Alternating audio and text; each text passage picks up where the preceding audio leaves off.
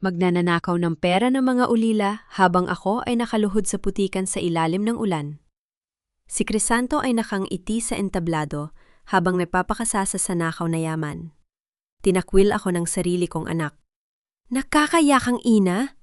Ngunit nagkamali sila. Ngayong araw, 3 makapangyarihang bilyonaro ang luluhod sa harap ko para ibalik ang aking danggal at wasakin ang kasinungalingan ng masama. Tapos na ang aking pananahimik. Sino ngayon ang totoong luluhod sa kahihiyan? Noon araw na itinaboy ako mula sa sarili kong maliit na karinderya sa lumang bus terminal, habang ang buong barangay ay sumisigaw at tinatawag akong magnanahaw ng pera ng mga batang ulila hindi ko akalaing.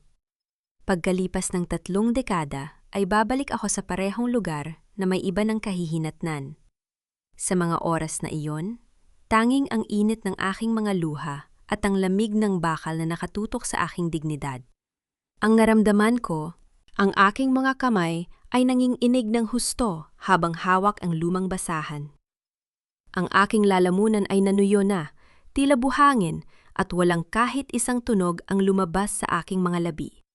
Gaano ko man kagustong sumigaw para ipagtanggol ang aking sarili. Ang sakit ng kawalan ng katarungan ay gumuhit sa aking dibdib isang uri ng kirot na napakabigat na. Tila ba unti-unting pinipiga ang aking puso hanggang sa hindi na ako makahinga. Bago dumating ang bagyong ito sa aking buhay, simple lang ang pangarap ko. Ako si Rosenda, isang simpleng biyuda na nagpapatakbo ng maliit na karinderya sa tabi ng madilim at maingay na terminal sa Quezon. Hindi ako mayaman. Madalas ang kita ko ay sapat lang para sa amin ng anak kong si Paolo. Ngunit tuwing gabi, kapag nakikita ko ang 3 batang ulila na sina Inigo, Lira at Benji na natutulog sa ilalim ng maruming bubong ng terminal, hindi ko matiis na hindi sila dulutan ng mainat na pagkain. Lagi kong sinasabi sa aking sarili na ang kawalan ng pera ay hindi sapat na dahilan para hayaang matulog ang isang bata na may kumakalam na sikmura. Kaya gabi-gabi palihim kong itinatabi ang 3 mangkok ng lugaw o tirang ulam para sa kanila. Yon ang aking munting paraan ng pagpapakita ng pagmamahal sa mundo nang hindi ko alam na ang kabutihang yon ang gagamitin ng masasamang tao para ako ay ilagay sa kapahamakan. Sa loob ng aking masikip na kusina, nakatayo si Crisanto Vergara. Siya ang opisyal na namamahala sa pondo ng tulong para sa mga mahihirap sa aming bayan. Nakasuot siya ng mamahaling barong na napakaputi, ngunit ang kanyang puso ay puno ng dumi. Kasama niya ang kapitan ng barangay at 2 alagad ng batas. Ang amoy ng masarap na ginisang bawang sa aking karinderya ay biglang napalitan ng amoy ng takot at pagtataksil. Tumingin sa akin si Crisanto, na may mapang-aping ngiti sa kanyang mga labi. Nilapag niya ang isang makapal na folder sa ibabaw ng lumang lamesang kahoy. Ang ingay na pagbagsak ng folder ay tila tunog ng hatol ng kamatayan sa aking pandinig. Magsalita ka, Rosenda, ang pilit na utos ni Crisanto habang lumalapit sa akin. Huwag mo nang idaan sa pag-iyak ang lahat. May mga saksi at dokumento na nagpapatunay na ang terang para sa mga ulila ng bayan ay ginamit mo para sa sarili mong karinderya at para pakainin ang 3 ligaw na asong yan. Hindi totoo yan, sir. Ang tanging naibulong ko ang aking boses ay halos pabulong dahil sa matinding takot. Alam ng Diyos na wala akong kinukuha kahit isang duling na duling mula sa pondo. Ang bawat butil ng bigas na ipinakain ko sa mga batang yan ay galing sa sarili kong pawis. Ngunit ang aking katotohanan ay walang halaga sa harap ng kanyang kapangyarihan. Si Crisanto ang nagnakaw ng pondo, isang malaking halaga na para sana sa pagkain at gamot ng mga naghihirap. Ngunit dahil nalaman ng munisipyo na may nawawalang pera, kailangan niya ng isang tupa na isasakripisyo. At ako ang mahirap na may-ari ng karinderya, ang pinakamadaling biktima. Sino ang paniniwalaan ng mga tao, Rosend? Isang kagalang-galang na opisyal na tulad ko o isang naghihirap na babaeng tulad mo na nagkukunwaring banal sa pamamagitan ng pagpapakain sa mga batang lansangan ang bulong ni Crisanto sa aking tainga, sapat lang para ako lang ang makarinig. Kung hindi mo pipirmahan ang papel na ito na nagsasabing inaamin mo ang iyong kasalanan at kusang loob kang aalis sa bayang ito, sisiguraduhin ko ang 3 batang iyan ay ipapakulong ko sa pinakamalalang institusyon at ikaw naman ay mabubulok sa kulungan. Sa labas ng aking karinderya, nagtitipon ang mga kapitbahay na dati ay numingiti sa akin tuwing umaga. Ngayon, ang kanilang mga muka ay puno ng galit. Ang mga bato ay nagsimulang humampas sa aking marupok na dingding, bawat tama ay tila sugat sa aking kaluluwa. Ang aking sariling anak na si Paolo, na noon ay 18 taong gulang pa lamang, ay nakatayo sa may pinto. Nakita ko ang takot at kahihiyan sa kanyang mga mata. Nanay, totoo ba ito? Ang tanong ni Paolo, ang kanyang boses ay nanginginig sa galit at kahihiyan. Kaya ba palagi mong pinapakain ang mga batang yan dahil ninanakaw mo ang pera ng gobyerno?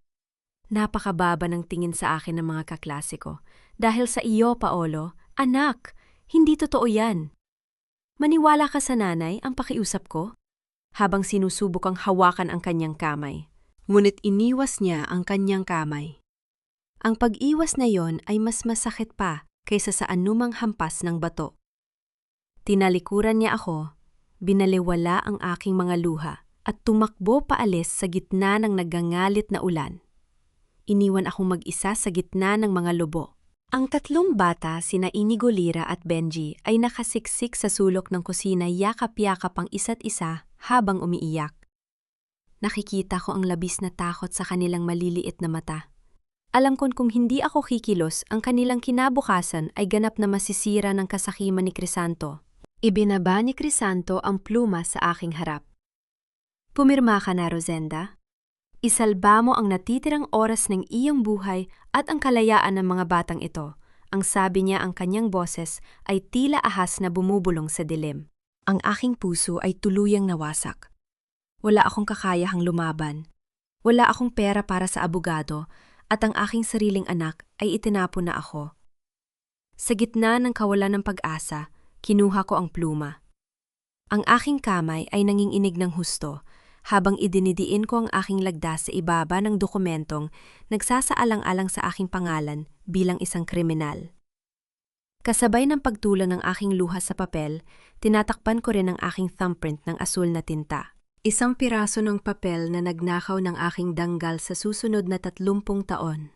Ngunit bago pa ako tuluyang hilahin ng mga pulis palabas, at bago pa kunin ng mga opisyal ng social welfare ang mga bata upang dalhin sa iba't ibang lugar, mabilapitan mong nilapitan ang maliit na si Lira.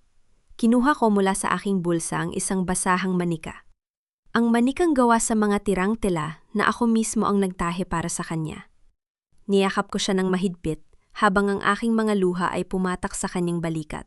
Lira, anak, hawakan mo ito ng mabuti ang bulong ko sa kanya habang isinusubo ang manika sa kanyang maliliit na kamay. Huwag mo itong iwawala. Ito ang magiging paalala na kahit anong mangyari, mahal na mahal kayo ng nanay. Balang araw magkikita tayong muli. Hindi ko alam na sa mga sandaling yan ang manikang yon ay naglalaman ng higit pa sa simpleng bulak at tela. Hindi ko alam na bago pumasok si Crisanto sa aking karinder, ang kanyang tapat, ngunit natatakot na ketuan na si Celia ay lihim na nagtago ng isang maliit na susi at isang sulat sa loob ng manikang yon, isang lihim na magiging mitsa ng paghihiganti at pagbabalik ng hustisya. Pagkalipas ng 30 taon. Nang hilahin ako ng mga pulis, palabas ng aking karinderya, ang huling nakita ko ay ang mukha ni Crisanto na nakatayo sa ilalim ng payong hawak. Ang dokumentong pinirmahan ko, habang ang 3 bata ay sumisigaw ng aking pangalan mula sa bintana ng papalayong sasakyan. Tinanggap ko ang aking pagkatalo. Ngunit ang hindi alam ng buong bayan ng Quezon, ang kwentong ito ay hindi nagtatapos sa aking pag-alis. Lumipas ang mga taon, na tila ba ang bawat patak ng ulan sa bubong ng aking maliit na karinderya ay naging mga pahina ng isang lumang kalendaryo na dahan-dahang napupunit sa limot. 30 taon, 3 dekada ng pananahimik ng pagtitiis at ng pamumuhay sa ilalim ng mabigat na anino ng isang kasalan ng hindi ko naman ginawa. Araw-araw bago pa sumikat ang araw, naririto na ako sa sulok ng lumang bus terminal sa Quezon. Ang aking mga tuhod ay madalas nang sumasakit at ang aking likod ay kuba, na dahil sa pagbubuhat ng mabibigat na kaldero ng lugaw, ang kahoy na cart ng aking karinderya ay luma na rin, may mga bahagi ng nabubulok. Katulad ng aking katawan na unti-unting pinahihina ng panahon. Ngunit sa kabila ng lahat ng ito, ang pinakamasakit pa ring dalhin ay ang mga tingin ng aking mga kapitbahay. Huwag kayong kakain dyan sa pwesto ni Aling Rosenda, ang bulong ng isang babae sa kanyang anak habang naglalakad lampas sa aking karinderya. Baka ang perang pambili niya ng bigas ay galing pa rin sa ninakaw niya sa mga ulila noon. Yumuko na lamang ako at nagkunwaring abala sa pagpupunas ng mangkok. Ang mga salita ngayon kahit 3 dekada ko nang naririnig ay tila ba may talim pa rin na sumasaksak sa aking puso sa tuwing bibitawan ng mga tao. Nasanay na ako sa lamig ng kanilang pakikitungo, ngunit kailanman ay hindi nasanay ang aking puso sa kawalan ng katarungan.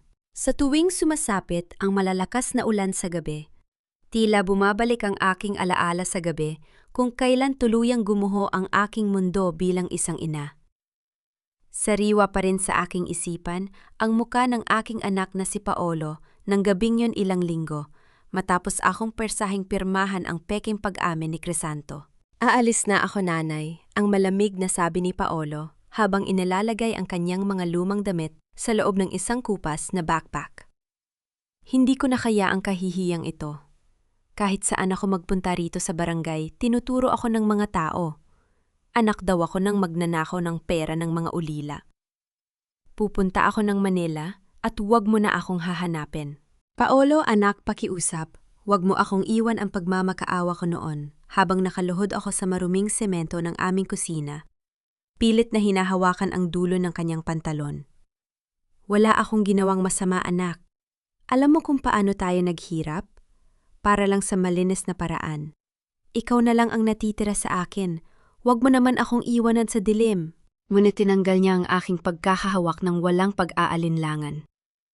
Lumabas siya sa pinto ng aming bahay at naglakad paalis sa gitna ng malakas na ulan nang hindi man lang lumingon sa akin kahit isang beses.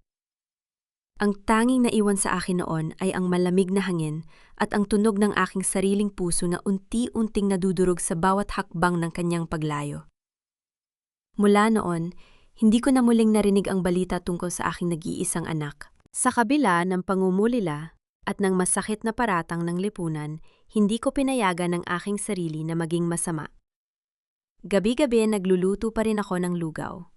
Hindi na ito para sa malaking kita kundi para sa mga bagong batang lansangan na dumarating sa terminal na may gutom na mga mata at walang matulugan. Sa tuwing nakikita ko silang kumakain ng mainit na tsao, tila ba nakikita ko sina Inigo Lira at Benji sa kanilang mga muka. Palagi kong itinatanong sa aking sarili kung nasaan na kaya sila. Maayos ba ang kanilang buhay? Naalala pa kaya nila ang Nanay Rosenda na nagbigay sa kanila ng unang tahanan sa ilalim ng bagyo? Isang tahimik na Martes ng gabi, katatapos lamang ng ulan at ang semento ng terminal ay basa pa at nagpapakita ng refleksyon ng mga ilaw ng bus. Isang lalaking naka-jacket na may takip sa ulo ang dahan-dahang umupo sa dulo ng aking lamesa. Mukha siyang hindi taga rito dahil sa kanyang maayos na pananamit, ngunit may kakaiba sa kanyang mga mata nang tumingin siya sa akin. Isang mangkok ng lugaw, nga po Aling Rosenda, ang sabi niya sa mahinang boses. Inihanda ko ang kanyang pagkain at inilapag ito sa kanyang harap. Ngunit napansin kong hindi niya ito ginalaw. Sa halip, tumitig lamang siya sa umuusok na sabaw bago tumingin muli sa aking mga kulubot na kamay. May problema ba sa pagkain, sir? Ang tanong ko sa kanya. Walang problema sa pagkain, Aling Rosenda. Ang sagot niya. Sabay tayong tumayo. Ngunit bago siya umalis, hindi perang inilapag niya sa ibabaw ng lamesa, kundi isang nakatuping lokal na pahayagan na may pulang marka sa harapang pahina. Panahon na para malaman mo ang katotohanan tungkol sa taong kumuha ng lahat ng meron ka, ang huling sinabi ng lalaki bago siya mabilis na naglakad patungo sa madilim na bahagi ng terminal at tuluyang nawala sa aking paningin. Dahan-dahan kong kinuha ang pahayagan gamit ang aking nanginginig na mga kamay. Binuklat ko ito sa ilalim ng malamlam na ilaw ng aking karinderya. Doon sa gitna ng front page ay may malaking larawan ni Crisanto Vergara. Mas matanda na siya ngayon, may mas makapal na salamin sa mata na. Ngunit ang kanyang mapang-aping ngiti ay hindi nagbago. Ang malaking headline ay, tila ba isang sampal sa aking mukha? Crisanto Vergara tatanggap ng pinakamataas na Juan Chung Kong Trang ng lalawigan. para sa kanyang 3 dekadang serbisyo publiko at liderato sa kawanggawa. Ang aking hininga ay biglang napatigil. Ang lalaking sumira sa aking buhay, ang nagnakaw ng pondo para sa mga ulila, at ang naging dahilan kung bakit ako iniwan ng aking anak, ay tatanggap ng pinakamataas na parangal ng bayan bilang isang bayani ng kawanggawa. At ang parangal na yon ay gaganapin bukas sa mismong sentro ng bayan. Ang kutsarang hawak ko ay malakas na nalaglag sa walang lamang kaldero. Lumika ito ng tunog na naging dahilan upang magising ang aking natutulog na galit sa loob ng 30 taon. Ayon sa kwento sa akin ni Lyra, kalaunan sa mismong gabi na nakatitig ako sa larawan ni Crisanto sa maruming pahayagan, may isa pang lihim na dahan-dahang nabubuksan sa isang marang, yung opisina sa gitna ng syudad ng Makati. Sa loob ng isang matayog na penthouse na pagmamayari ng real estate firm ni Inigo, 3 tao ang nagtitipon. Hindi sila nag-uusap tungkol sa mga milyong pisong kontra, ang mga bagong gusali o mga stock market. Sa ibabaw ng makintab na lamesang gawa sa mahogany, nakalatag ang isang luma marumi at punit-punit na basahang manika. Yon ang manikang ibinigay ko kay Lyra, 30 taon na ang nakalilipas bago sila tuluyang ilayo sa akin. Si Lyra na ngayon ay isa ng matagumpay na doktor at may-ari ng isang malaking Chewy Betenvien ay nakatitig sa manika habang may luha sa kanyang mga mata. Sa tabi niya ay si Inigo na may hawak na maliit na gunting at si Benji, ang tahimik na eksperto sa technology na nakaharap sa kanyang mamahaling laptop. Kahit na marami na silang pera at kapangyarihan ngayon, ang kanilang mga puso ay nananatiling nakatali sa akin ang matandang babaeng nagbigay sa kanila ng pagkain noong wala silang matuluyan. 30 taon kong iningatan ito, Nanay Rosenda, ang bulong ni Lyra sa hangin, na tila ba naririnig ko siya. Kahit noong dinala ako sa ampunan sa Cebu. Kahit noong naghihirap ako sa pag-aaral, hindi ko ito kailanman iniwan. Dahil ito lang ang tanging patunay na may isang taong nagmalasakit sa amin. Bakit nga ba nila binubuksan ang manika ngayon?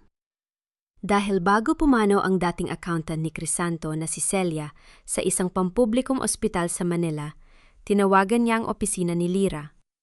Sa kanyang huling mga hininga, ibinunyag ni Celia ang isang malaking lihim, may itinago siyang ebidensya sa loob ng manikang yon bago ko ito ibinigay kay Lyra. Dahan-dahan at maingat, na ipinasok ni Lyra ang dulo ng gunting sa likod ng manika. Ang bawat gupit sa sinulid ay tila ba may kasamang kaba na nagpapatibok na mabilis sa kanilang mga dibdib. Ang silid ay napuno ng katahimikan, tanging ang tunog ng kanilang paghinga at ang dahan-dahang pagpunit sa lumang tela ang naririnig.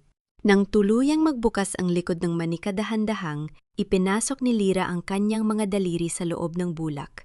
May naramdaman siyang matigas na bagay na nakabalot sa makapal na plastik. Dahan-dahan niya itong inilabas. Nang tanggalin ang plastik, tumambad sa kanilang isang maliit kalawanging susi at isang piraso ng papel na dilaw na dahil sa luma. Nanginginig ang mga kamay ni Lyra habang binabasa ang sulat ni Celia. Para sa sinumang makakakuha nito ang basa ni Lyra sa sulat na may kasamang gumaralgal na boses. Ako si Celia, ang dating accountant ni Crisanto Vergara noong taong 1994. Si Aling Rosenda ay walang kasalanan. Si Crisanto ang kumuha ng pondo at gumawa ng mga peking dokumento. Ang lahat ng orihinal na resibo, ang totoong ledger ng munisipyo at ang isang tape recorder kung saan inamin ni Crisanto ang kanyang plano ay nakatago sa isang safety deposit box sa lumang rural bank ng Quezon. Ang susing ito ang magbubukas ng kahon na iyon. Numero 300 Kuro. Napatayo si Inigo mula sa kanyang upuan. Ang kanyang kamao ay mahigpit na nakasara at ang kanyang mga mata ay nag-aapoy sa galit. Ang lumang rural bank ng Quezon ay nagsara na 10 taon na ang nakalipas, ang sabi ni Benji, habang mabilis na nag-type sa kanyang laptop upang hanapin ang mga lumang record ng bangko. Ngunit ang lahat ng kanilang mga safety deposit box at lumang vault ay inilipat sa isang secure warehouse sa labas ng bayan. Ang warehouse na yon ay pinamamahalaan ng isang holding company ngayon. Tumingin si Inigo kay Benji, isang malamig at mapanganib na ngiti ang sumilay sa kanyang muka. Ang holding company na iyon? Pagmamayari ng korporasyon ko, ang seryosong sabi ni Inigo. Hawak natin ang susi at hawak ko ang warehouse. Ngayong gabi, Bubuksan natin ang kahon na iyon. Tumingin si Lira sa larawan ko na nakatago rin sa kanyang pitaka, isang lumang larawan kung saan nakangiti ako habang pinapakain sila ng lugaw. Nanay Rosenda, bukas ang araw ng parangal ni Crisanto, ang sabi ni Lira habang pinupunasan ang kanyang mga luha. 30 taon kang nagtiis sa kahihiyan na hindi mo deserve. Bukas na bukas din ibabalik namin sa'yo ang lahat ng kinuha nila. Noon gabing iyon, habang inilalagay ko o isinususi ko ang kandado sa aking lumang aparador ng mga plato, nakarinig ako ng mahinang tunog ng bakal. Naalala ko ang lumang susi ng aking karinderya na tila ba naging simbolo na ng aking nakakulong na buhay. Ngunit kahit sa gitna ng malamig at madilim na gabi ang init ng aking kaldero ng lugaw, ay nananatiling nagbibigay ng kaunting liwanag. Ito ang aking punto ng pahinga sa gitna ng maghapong pagod. Ang terminal ay dahan-dahan ng tumatahimik dahil kakaunti na lamang ang mga bus na dumadaan. Ang usok mula sa kumukulong lugaw ay dahan-dahang umaakyat sa hangin, nagdadala ng amoy ng luya at bigas na kahit papaano ay nagpapagaan sa aking pakiramdam. Aling Rosenda, bigyan mo nga ako ng isang mangkok. Ang lamig ng gabi ngayon, sumasakit ang aking mga kasukasuan, ang sabi ni Mang Cardo habang dahan-dahang umuupo sa isa sa aking mga lumang upuang plastik. Si Mang Cardo ay isang tricycle driver na kasabay ko nang tumanda rito sa terminal. Siya ang isa sa napakakaunting tao na hindi naniwala sa mga paninira ni Crisanto 30 taon na ang nakalilipas. Tuwing gabi, bago siya umuwi sa kanyang pamilya, palagi siyang dumadaan dito para kumain at makipagkwentuhan sa akin. O sige Cardo, dinagdagan ko ng kaanting luya ang sayo para guminhawa ang pakiramdam mo. Ang sagot ko habang maingat na isinasalin ang mainit na sabaw sa isang kupas na mangkok. Inilapag ko ang pagkain sa kanyang harap at naupo ako sa kabilang panig ng lamesa. Alam mo Rosenda, 3 dekada na tayong magkasama rito sa terminal. Ang sabi ni Mang Cardo matapos humigop ng mainit na sabaw, nakita ko kung paano ka magtrabaho. At nakita ko rin kung paano mo inalagaan ang 3 batang ulila na sina Inigo Lira at Benji noon. Kahit anong sabihin ng mga tao sa munisipyo, alam kong malinis ang iyong puso. Ang isang taong may masamang budi ay hindi magluluto ng pagkain para sa mga taong hindi naman siya kayang bayaran. Naramdaman ko ang init sa aking mga mata, hindi dahil sa usok ng lugaw, kundi dahil sa pasasalamat. Sa mundong puno ng paninira, ang pagkakaroon ng kahit isang taong naniniwala sa iyo ay sapat na para magpatuloy ka sa buhay. Salamat, Cardo. Malaking bagay sa akin na naririnig ko yan mula sa iyo ang mahina kong sagot habang nakatitig sa sulok ng terminal. Tumingin ako sa madilim na bahagi ng terminal kung saan madalas matulog ang 3 bata noon. Sa tuwing tinititigan ko ang espasyong iyon, tila ba naririnig ko pa rin ang kanilang mga mahihinang tawa? Naalala ko si Inigo na laging nakatayo sa harap ni Lira at Benji kapag may ibang batang gustong umagaw ng kanilang pagkain. Naalala ko si Benji na napakatahimik ngunit laging nakatitig sa akin habang kumakain, na tila ba ako ang kanyang buong mundo. At si Lira na may pinakamagandang nitis, laging yakap ang kanyang tuhod habang hinihintay ang pagdating ko. Sila ang aking lakas noon. At ang pag-asang ligtas sila at maayos ang buhay. Kung nasaan man sila ngayon ang tanging nagpapanatili sa akin na buhay sa kabila ng pangungulila. Ngunit ang tahimik at madamdaming sandaling yon ay biglang naputol. Ang malaking megaphone ng barangay na nakasabit sa tapat ng terminal ay biglang gumawa ng matinis at mahabang tunog na nagpabalik sa akin sa malupit na katotohanan. Subok. Subok. Isang mahalagang patalastas para sa lahat na mamamayan ng ating bayan, ang boses ng announcer ay naging napakalakas at umalingaw-ngaw sa buong gabi.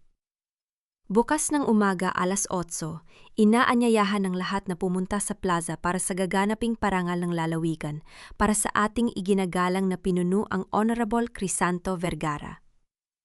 Ang buong bayang ay magtitipon para ipagdiwang ang kanyang 3 dekadang serbisyo at kabutihan sa kapwa. Napatitig ako sa kawalan, habang ang boses ay patuloy na nag-aanunsyo ng mga aktibidad para sa susunod na araw.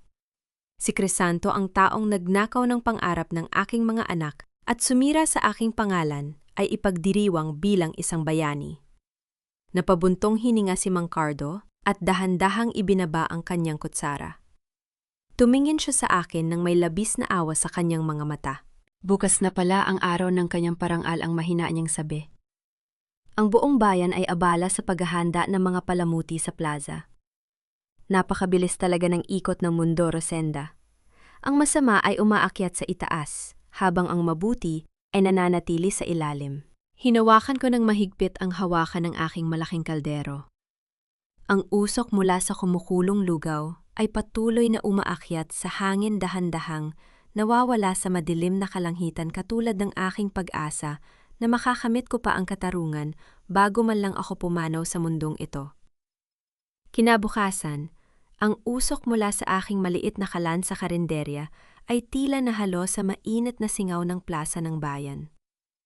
Ang araw ay napakainit, ngunit ang lamig sa aking dibdib ay hindi pa rin nawawala. Ang buong plaza ay napupuno ng mga makukulay na banderitas at malalaking banner kung saan nakalimbag ang mukha ni Crisanto Vergara. May mga nakahilang upuan para sa mga lokal na politiko, mga pulis at mga miyembro ng media na may hawak na malalaking kamera. Ang entablado ay napapalamutan ng magagarang tela na pula at asul. Tumayo ako sa pinakadulong bahagi ng crowd sa ilalim ng init ng araw, wearing my simplest faded dress at aking lumang tsinelas. Hindi ako pumunta roon para magdiwang. Pumunta ako dahil gusto kong makita ng sarili kong mga mata kung gaano kalayo ang kayang marating ng isang kasinungalingan bago ito tuluyang gumuho. Umakyat si Crisanto sa entablado nang tawagin ang kanyang pangalan. Ang buong plaza ay napuno ng malalakas na palakpakan at hiyawan ng mga tao. Itinaas niya ang kanyang dalawang kamay na tila ba isa siyang banal na tao na nagpapakumbaba sa harap ng kanyang mga tagasunod. Mga mahal kong kababayan, simula ni Crisanto ang kanyang boses ay napakalakas at malinaw, na umalingaw-ngaw sa buong plaza sa pamamagitan ng malalaking sound system. Ang parangal na ito ay hindi para sa akin. Ito ay para sa bawat mahirap na mamamayan na aking pinagsilbihan sa loob ng 3 dekada. Nung 30 taon na ang nakalilipas, hinarap ng ating bayan ang isang matinding pagsubok. May mga taong nagtangkapang magnakaw ng pondo na para sana sa pagkain ng ating mga ulila. Tumingin siya sa dako ng terminal at sa isang maikling sandali, naramdaman kong tila ba ang kanyang mga mata ay dumaan sa akin. Ang kanyang mukha ay walang kahit anong bakas ng takot o hiya. Ngunit hindi natin hinayaan na magtagumpay ang kasamaan ang patuloy na talumpati ni Crisanto. Nilabanan natin ang mga mapagsamantala upang masiguro na ang bawat piso ay mapupunta sa mga totoong nangangailangan. Dahil ang tunay na serbisyo publiko ay nangangailangan ng malinis na budhi at katapatan. Nang marinig ko ang mga salitang yon, naramdaman ko ang matinding panginginig ng aking mga kamao. Hanggang sa bumaon ang aking mga kuko sa aking palad, ang tindi ng kanyang kapal ng mukha ay tila ba sumasakal sa akin. Siya ang nagnakaw ng pera. Siya ang sumira sa aking pamilya. Ngunit ngayon ay ginagamit niya ang sarili niyang krimen upang gawin ang kanyang sarili na isang santo sa harap ng lahat. Nagsimulang magbulungan ang ilang mga kapitbahay na nakatayo malapit sa akin. Naku, tingnan mo nga naman, nandito pa talaga ang magnanahaw na si Rosen. Daang bulong ng isang babae sa kanyang kasama. Mukhang walang kahihiyan ang babaeng yan na panuurin ang parangal sa taong nagbunyag ng kanyang kasamaan. Nanatili akong nakatayo ng tuwid. Hindi ko sila liningon at hindi ko hinayaang makita nila ang aking mga luha. Ang aking dignidad, ang tanging bagay na natitira sa akin, at hinding-hindi ko papayagan na makita nilang nakayuko ako sa harap ng kanilang mga maling paratang. Lumapit ang gobernador ng lalawigan, dalang isang makintab na gintong medalya na nakalagay sa ibabaw ng pulang pelos na unan. Yumuko si Crisanto upang tanggapin ang medalya. Ang kanyang mukha ay puno ng matinding yabang. Ngayon, iginagawad natin ang pinakamataas na parangal ng lalawigan para sa natatanging katapatan at serbisyo kay ang simula ng gobernador. Ngunit bago pa mailagay ang medalya sa leeg ni Crisanto, isang malakas at mabigat na tunog ng mga makina ng sasakyan ang umalingaw-ngaw sa mga kalsada patungo sa plaza. Ang tunog ng mga makina ay napakalakas dahilan upang mapalingon ang lahat ng tao. Tatlong malalaking itim na luxury car na may makikinang na body at tinted windows ang mabilis na pumasok sa loob ng plaza. Binaliwala ng mga ito ang mga harang na inilagay ng mga security guard at dumiretso hanggang sa makarating sa tapat mismo ng entablado bago sabay-sabay na huminto sa gitna ng naguguluhang sangkat ng tao. Nang huminto ang tatlong malalaking itim na sasakyan, ang tunog ng mga makina ay dahan-dahang napalitan ng isang nakakabinging katahimikan sa buong plaza. Ang bawat mata ng mga tao ay nakatitig sa mga pinto ng mga luxury car na dahan-dahang bumubukas. Mula sa unang sasakyan, bumaba ang isang matangkad na lalaking nakasuit na gawa sa mamahaling tela. Ang kanyang muka ay seryoso at may awtoridad. Siya, si Inigo. Mula sa ikalawang sasakyan, bumaba si Lyra, nakasuot ng isang napaka-eleganteng bistida. Ang kanyang tindig ay puno ng tiwala sa sarili at talino. At mula sa ikatlong sasakyan, bumaba si Benji na may hawak na isang manipis na tablet at isang maliit na electronic device. Nagsimulang magbulungan ang mga tao sa paligid ko sa loob ng sangkat ng tao. Sila ba ang mga sikat na bilyonaryo mula sa Manila? Ang tanong ng isang lalaki. Si Dr. Lyra Villarreal ng malaking Villarreal Medical Group at si Inigo, ang sikat na CEO ng Prime Estate, at ang batang henyo na si Benji ng Apex Tech. Bakit sila nandito sa ating bayan? Napatakip ako ng aking dalawang kamay sa aking bibig, habang ang aking mga luha ay mabilis na pumatak sa aking mga pisngi. Kahit na lumipas na ang 30 taon, kahit na sila ay matatangkad na ngayon at nakasuot na mga damit na para sa mayayaman, hinding-hindi ko malilimutan ang kanilang mga mukha. Sila ang aking mga anak. Sila ang tatlong maliliit na ulila na dating natutulog sa ilalim ng maruming bubong ng terminal. Sina Inigo, Lyra, Benji. Ang bulong ko sa aking sarili, ang aking boses ay napuno ng matinding pananabik at gulat. Ang tatlo ay dire-diretsong naglakad patungo sa entablado. Ang mga security guard na nakaharang ay tila ba natakot sa kanilang malakas na aura, kaya dahan-dahan silang tumabi at hinayaan silang umakyat. Nang makita sila ni Crisanto ang kanyang mapang-aping ngiti, ay biglang naging magulo bago niya pilit na ibinalik ang kanyang plastik na muka ng kabaitan. Isang malaking karangalan, Sir Inigo, Dr. Lyra at Sir Benji, ang sabi ni Crisanto sa mikropono. Pilit na pinatunog na masaya ang kanyang boses. Hindi ko akalaing ang mga sikat na pinuno ng bansa ay dadalo sa aking simpleng parangal. Lumapit si Inigo sa mikropono. Bahagyang tinulak ang gobernador sa isang gilid gamit ang kanyang balikat. Tumingin siya kay Crisanto gamit ang mga matang tila bagawa sa yelo. Hindi kami naparito para sa parangal mo, Crisanto, ang sabi ni Inigo. Ang kanyang boses sa mikropono ay napakalakas at seryoso dahilan upang matakot ang sinumang nakikinig. Naparito kami para sa katarungan ng isang taong sinira mo ang buhay 30 taon na ang nakalilipas. Bahagyang namutla ang mukha ni Crisanto, ngunit pilit pa rin niyang pinapanatili ang kanyang kontrol sa emosyon. Katarungan baka nagkakamali kayo ng pinuntahan, mga sir ang mabilis na sagot ni Crisanto. Ang seremonyang ito ay para sa aking 3 dekadang serbisyo publiko. Mga security, mangyaring gabayan ng ating mga bisita pababa ng entablado upang maipagpatuloy natin ang programa. Ngunit, bago pa makalapit ang mga security, itintuas ni Benji ang kanyang tablet at mabilis na pinindot ang screen nito. Hindi kami aalis, Crisanto, ang sabi ni Benji sa isang napakalamig na boses. At ang buong bayan ay makikinig sa kung ano ang totoong mukha ng taong binibigyan ninyo ng medalya ngayon. Sa isang segundo ang malaking LED screen sa likod ng entablado na nagpapakita ng mukha ni Crisanto ay biglang nagbago. Kumonekta ang tablet ni Benji sa buong sound system ng plaza at sa screen ng munisipyo. Biglang lumabas sa malalaking speaker ng plaza ang isang lumang tunog na tila ba nanggagaling sa isang lumang tape recorder. Isang boses ang nagsimulang magsalita, isang boses na kilalang-kilala ng buong bayan. Ngunit, mas bata ng 30 taon. Celia, siguraduhin mong ang lahat ng resibo ng tulong ay nakapangalan kay Rosenda. Ang sabi ng boses ni Crisanto mula sa speaker, napakalinaw at walang alinlangan. Ipagkalat mo sa barangay na siya ang kumuha ng 30,000 piso para sa karinderya niya at sa mga batang ulila. Kapag naniwala ang mga tao, malinis ang aking mga kamay at akin na ang pera ng bayan. Walang sinumang maniniwala sa isang mahirap na babaeng tulad niya. Ang boses na iyon na puno ng kasamaan at kasakiman ay umalingaw-ngaw sa buong plaza dahilan upang ang buong bayan ay tuluyang mag-freeze sa matinding gulat. Ang boses ni Crisanto na umalingaw-ngaw sa mga speaker ay tila ba naging isang malakas na kulog na bumasag sa lahat ng kasinungalingan sa loob ng 3 dekada? Sa isang sandali, ang buong plaza ay naging napakatahimik, walang sinumang nangahas na gumawa ng kahit anong ingay habang patuloy na tumutugtog ang audio ng kanyang pag-amin.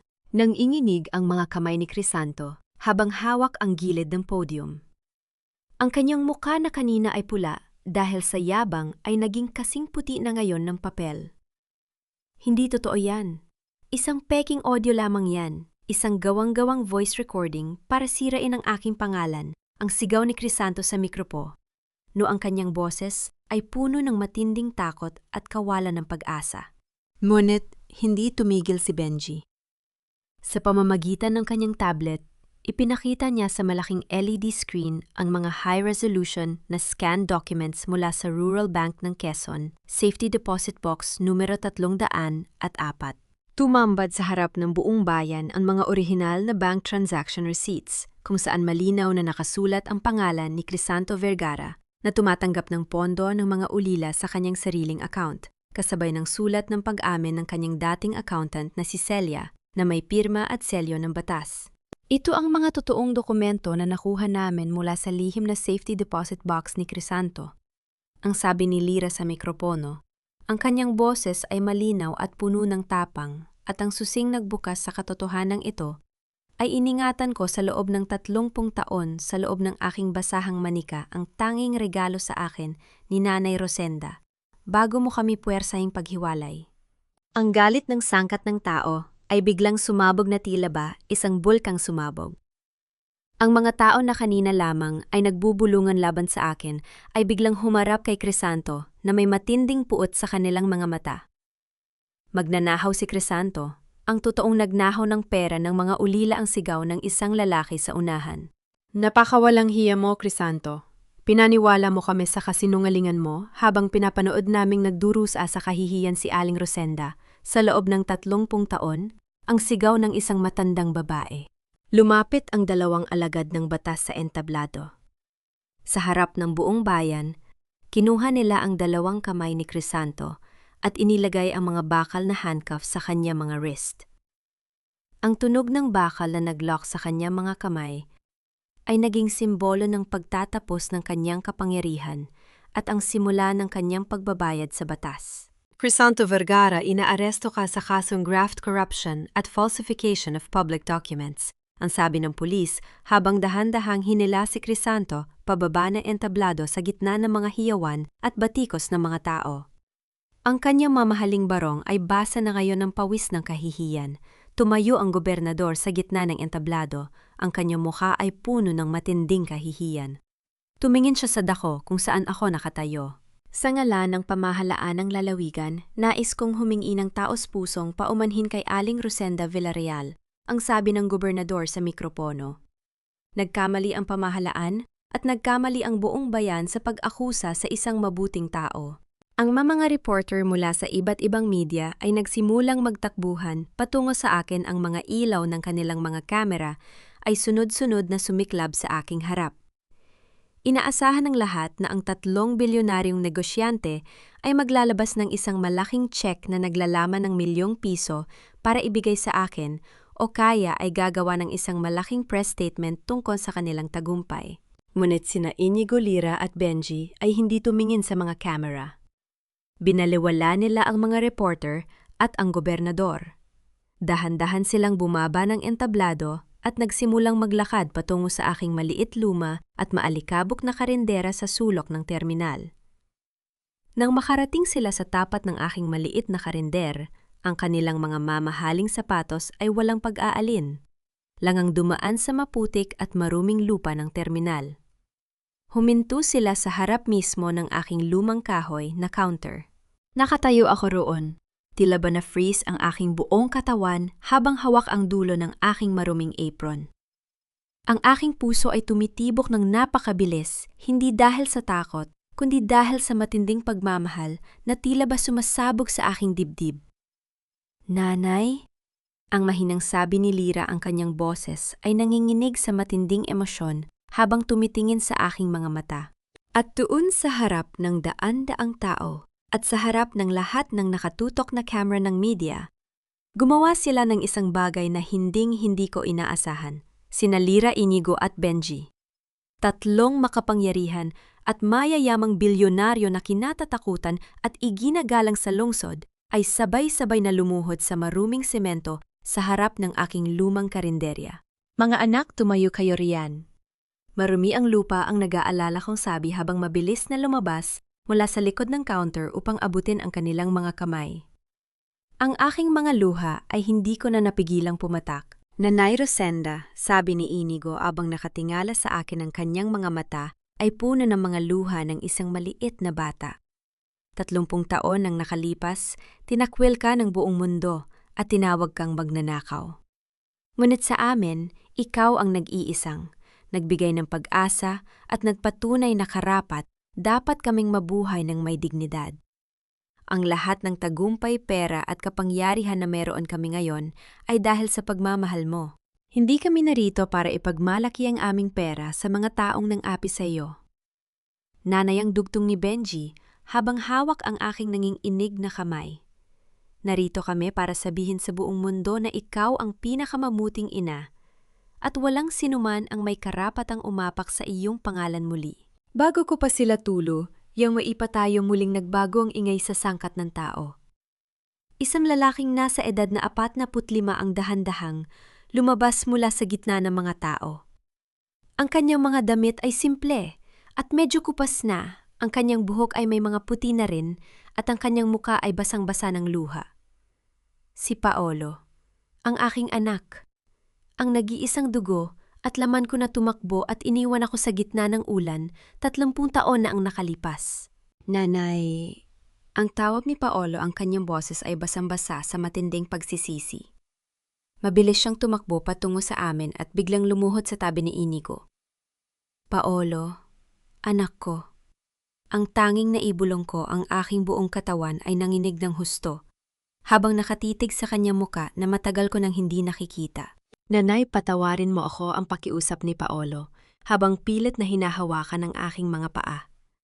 Naging hapon ako. Naging henawag ako. Naniwala ako sa kasinungalingan ng iba kaysa sa sarili kong ina. Tinakbuhan ko ang kahihiyan at iniwan kita sa dilim habang ikaw ay nagdurusa ng mag-isa. Wala akong kwentong anak, nanay. Patawarin mo ako, pakiusap. Tumingin ako sa aking 4 na anak, nakasalukuyang nakaluhod sa aking harap. 3 bata na hindi ko kadugo. Ngunit, inialay ang kanilang buhay upang ibalik ang aking danggal at isang anak na galing sa aking sariling sinapupunan. Ngunit iniwan ako dahil sa takot sa sasabihin ng mundo. Ang buong plaza ay muling napuno ng katahimikan. Tanging ang tunog ng pag-iyak ni Paolo ang naririnig. Inaasahan ng mga tao na isisigaw ko sa kanyang mukha ang lahat ng sakit ng aking 3 dekadang pangungulila. Ngunit ang puso ng isang ina, kahit gaano pa ito masugatan, ay hindi marunong magtanim ng galit sa sarili niyang anak. Dahan-dahan kong ibinaba ang aking mga kamay. Hinawakan ko ang balikat ni Paolo at dahan-dahan siyang itinayo kasabay ng pag-akay ko kina Lyra, Inigo at Benji upang tumayo rin. Tumayo kayo mga anak ko, ang sabi ko ng may malalim na dignidad sa aking boses. Ang dumi sa lupa ay madaling hugasan ng tubig, ngunit ang dumi sa ating mga puso ay maaari lamang linisin ng pagpapatawad. Ang pagkakamali ng kahapon ay natapos na sa paglabas ng katotohanan ngayon. Inihayag ni Inigo ang kanyang plano habang pinupunasan ang kanyang mga luha. Nanay, binili ko na ang buong lupang ito kung saan nakatayo ang lumang terminal at ang karinderya mo, ang sabi ni Inigo. Maaari mo nang iwanan ang pagtatrabaho rito. May inihanda kaming malaking bahay para sa'yo sa Manila kung saan mamumuhay ka ng may kaginhawahan kasama kami. Tumingin ako sa kanilang magagarang sasakyan Pagkatapos ay tumingin ako sa lumang bus terminal kung saan marami pa ring mga mahihirap at nagugutom na bata ang nakatingin sa amin mula sa malayo. Salamat, Inigo. Salamat sa inyong lahat, ang seryoso kong sagot habang hawak ang manikang tela na ibinalik sa akin ni Lyra. Ngunit, hindi ko nais na umalis sa lugar na ito. May iba akong gustong gawin sa lupang ito na binili mo. Napatitik ang aking mga anak sa akin nang sabihin kong ayaw kong umalis sa lumang terminal na ito. Nakita ko ang pagtataka sa mga mata ni na Inigo, Lyra at Benji, maging sa muka ng aking anak na si Paolo. Dito ako siniraan ng buong bayan ang dahan-dahan kong paliwanag habang nakatitig sa lumang terminal. Dito ako dumanas ng matinding hirap at kahihiyan sa loob ng 3 dekada. Ngunit dito ko rin kaya nakilala at naalagaan. Hanggang ngayon marami pa ring mga bata rito ang natutulog ng may kumakalam na sikmura sa ilalim ng ulan. Kung aalis ako at titira sa isang mansion sa Manila, sino ang magluluto para sa kanila? Naintindihan ng aking mga anak ang aking nais. Nakita ko ang matinding paggalang at pride sa mga mata ni Lyra at Inigo. Kung yan ang gusto mo, nanay, gagawin natin ang sabi ni Inigo habang hinahawakan ang aking balikat. Hindi lang simpleng karinderya ang mananatili rito. Itatayo natin ang isang malaking shelter at libreng soup kitchen para sa lahat ng batang lansangan. Sa tulong ng real estate company ni Inigo ng pondo mula kay Benji at ang suportang medical ni Lyra, ang lumang karindera sa tabi ng terminal ay mabilis na nagbago. Itinatag namin ang May-ang Rosenda o ang tahanan ni Rosenda, isang malinis, maliwanag at modernong gusali kung saan may sapat na silid-tulugan mga banyo at isang malaking kainan para sa mga batang walang tirahan. At ang pinakamasaya sa lahat, lagpas siya si Paolo na manatili sa aking tabi. Hindi na siya bumalik sa Manila para sa kanyang sariling interes. Pinili niyang magtrabaho sa aming kusina araw-araw. Siya na ngayon ang nagbubuhat ng mabibigat na kaldero, naghihiwa ng mga sahog at tumutulong sa akin na mag-asik, kaso sa mga bata. Sa bawat galaw niya, nakikita ko ang kanyang tapat na pagsisisi at ang pagnanais na bumawi sa 30 taon na kami ay nagkahiwalay. Hayaan mo akong tumulong sa iyo, nanay. Ang madalas na sabi ni Paolo sa akin habang hinahawakan ang malaking kutsara ng lugaw. Gusto kong gugulin ang natitirang bahagi ng aking buhay sa pagprotekta sa iyo at sa pagpapakain sa mga batang ito. Isang gabi habang ang ulan ay dahan-dahang pumapatak sa labas, ang loob ng May Rosenda ay napupuno ng init at ingay ng mga tawa ng mga bata. Nakatayo ako sa harap ng isang malaking stainless steel na kaldero ng lugaw. Ang usok na lumalabas mula rito ay may mabangong amoy ng luya at manok, isang linya ng mga batang may malilinis na damit at may hawak na mangkok ang dahan-dahang lumalapit sa aking harap. Heto ang mainit na lugaw mo, anak. Kumain ka ng marami para lumakas ka, ang nakangiti kong sabi sa isang maliit na batang lalaki na may malalaking mata na tila ba kamukha ni Benji noong siya ay bata pa. Salamat po, Nanay Rosenda, ang masaying sagot ng bata bago masaying umupo sa tabi ng kanyang mga kaibigan. Ang isang maling paratang ay maaaring kumuha ng 30 taon ng aking buhay. Ngunit kailanman ay hindi nito kayang burahin ang pagmamahal at kabutihan na aking itinanim sa puso ng aking mga anak. Dahil sa dulo ng lahat ng bagyo, ang mga binhi ng kabutihan ay palaging makakahanap ng paraan upang muling sumibol at magbunga ng mas magandang bukas. Ang bawat ngiti ng mga bata sa loob ng bagong tahanan ay dahan-dahang napalitan ng isang mapayapang katahimikan habang ang huling usok mula sa kaldero ng lugaw ay dahan-dahang nawawala sa gabi. Mga mahal kong tagapakinig, maraming salamat sa inyong walang sawang pagsama sa akin sa mahaba at madamdaming paglalakbay na ito mula sa simula hanggang sa huling yugto ng ating kwento. Habang isinusulat ko ang mga huling bahagi, hindi ko mapigilang mapaluha at mapagnilayan ang tagpong iniwan ni Paolo, ang kanyang ina na si Aling Rosenda, sa gitna ng malakas na ulan. Napakasakit isipin na kung minsan, ang sarili pa nating dugo at laman, ang unang nawawala ng tiwala sa atin kapag ang buong mundo ay nagsimula ng magtapon ng putik sa ating pangalan. Tulad ng isang basahang manika na binuo lamang mula sa mga natitirang piraso ng lumang tela, ang ating buhay ay maaaring mapunit, marumihan at tapakan ng mapanghusgang lipunan. Maaari tayong maging mukhang mahina at walang halaga sa paningin ng iba. Ngunit, huwag nating kalilimutan na hindi ang panlabas na hitsura ng manika ang mahalaga, kundi ang nakatagong susi sa loob nito, ang susi ng katapatan ng walang kapantay na pagmamahal at ng malinis na budi na ating iningatan sa kabila ng mga unos ng buhay. Huwag mong hahayaan na ang masamang trato ng mundo ay maging dahilan upang maging masama ka rin. Patuloy nating itahi ang bawat hibla ng kabutihan dahil sa tamang panahon ang katotohanan ay palaging makakahanap ng paraan upang magliwanag.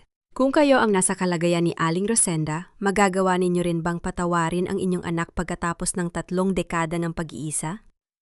O kung kayo naman ang nasa katayuan ni Paolo, paano ninyo haharapin ang inyong sarili at ang inyong ina? Nais kong malaman kung saan ninyo kasalukuyang pinakikinggan ang kwentong ito ngayon. Kayo ba ay nagluluto, nagpapahinga pagkatapos ng isang mahabang araw ng trabaho? O kasalukuyang naglalakbay, mangyaring ibahagi ang inyong mga saloobin at mga sariling karanasan sa buhay sa ibaba? Huwag din ninyong kalimutang pindutin ang pindutan ng paggusto at ibahagi ang kwentong ito sa inyong mga kaibigan at pamilya upang magsilbing inspirasyon. Hanggang sa muli nating pagsasama sa susunod na kwento ng buhay at pag-asa. Patuloy tayong maging mabuti sa ating kapwa. Pamagat ng kwento, ang lihim ng basahang manika. Ang kwentong ito ay isinulat hango sa inspirasyon ng mga totoong buhay sa labas. Inihahandog para sa lahat ng mga nakaranas o kasalukuyang nararanasan ang katulad na pagsubok. Paunawa ang lahat ng mga karakter at sitwasyon sa kwentong ito ay katang-isip lamang at muling isinulat ng hindi upang manginsulto o umatake sa sinuman. Ang kwento ay nilikha para sa layuning magbigay aliw at maghatid ng positibong mensahe sa lipunan.